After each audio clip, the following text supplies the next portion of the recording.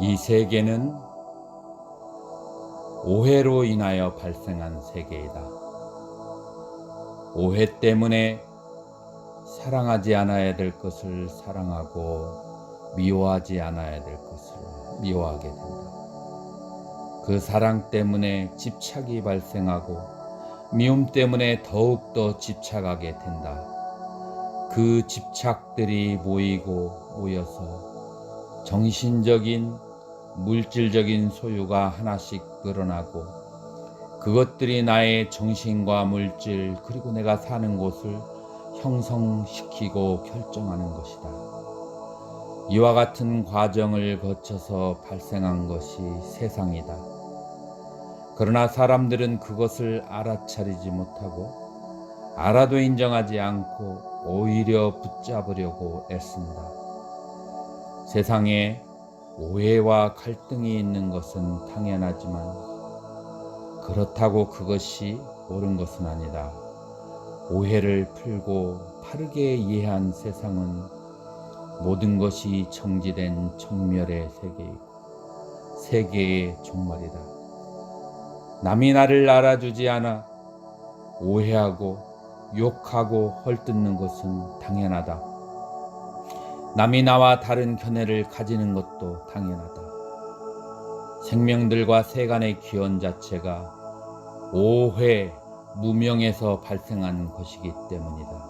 그러므로 나와 다른 견해를 싫어하는 것은 어리석은 일이다. 타인이 나를 알아주고 칭찬하면 기쁘지만 그들도 나를 진실로 이해한다는 것은 아니다. 그들이 열반을 체험하지 않은 이상, 존재에 대한 모든 오해가 풀리지 않는 이상 그것은 불가능하다. 그러므로 남이 나를 칭찬한다고 기뻐할 필요도 없다.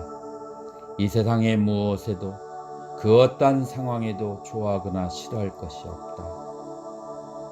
다만 그 와중에 인과의 흐름을 냉정하게 바라보는 것, 그것이 바로 해탈이다.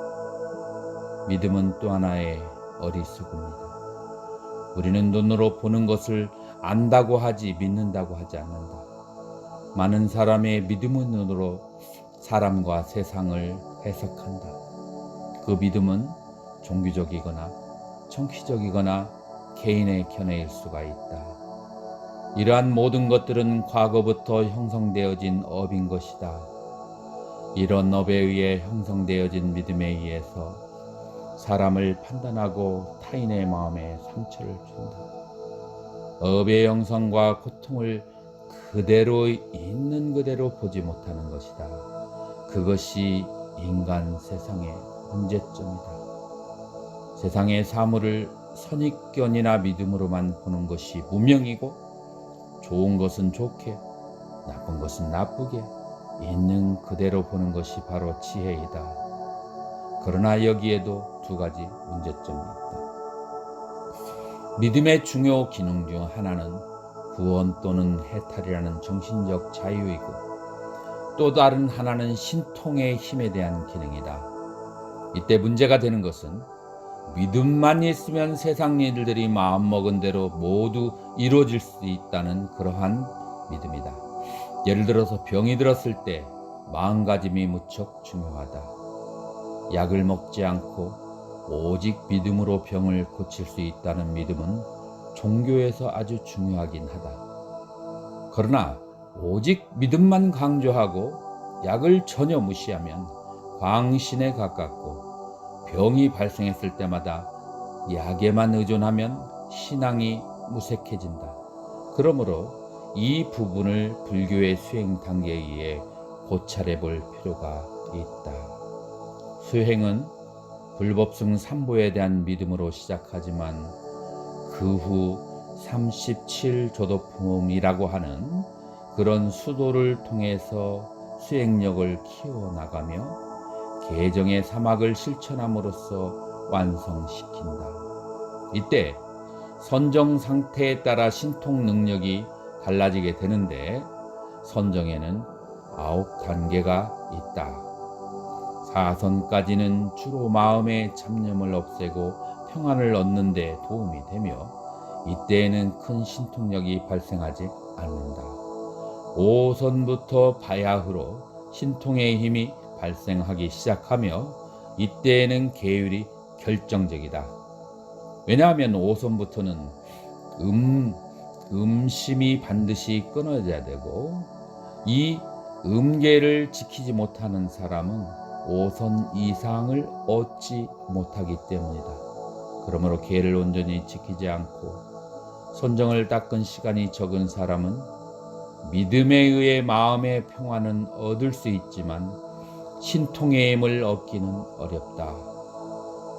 계를 온전히 지키고 음욕을 끈 후에 5선 이상의 선정력을 얻으면 신통의 힘을 사용할 수 있게 된다. 이러한 원리에 의해 믿음을 가진 자가 기도의 힘으로 병을 치유할 수는 있겠지만 오직 믿음만으로 신통이 생기는 것은 아닌 것이다. 사선은 마음이 편안한 상태이다. 이때 집착을 끊으면 해탈을 성취할 수 있다. 하지만 해탈과 달리 능력과 신통은 단지 믿음만으로 이루어지지 않는다. 오직 계를 지키고 음계를 바르게 지킨 후에 5선 이상을 선정을 얻어야만 발현되는 것이다. 이상으로 코로나19 시대에 고통을 받고 그것을 신앙의 힘으로 수행의 힘으로 지켜내려는 수행자들에게 코로나19를 신앙과 수행으로 어떻게 지킬 수 있는지, 어떻게 다스릴 수 있는지에 대해서 잠시 조언을 드렸습니다.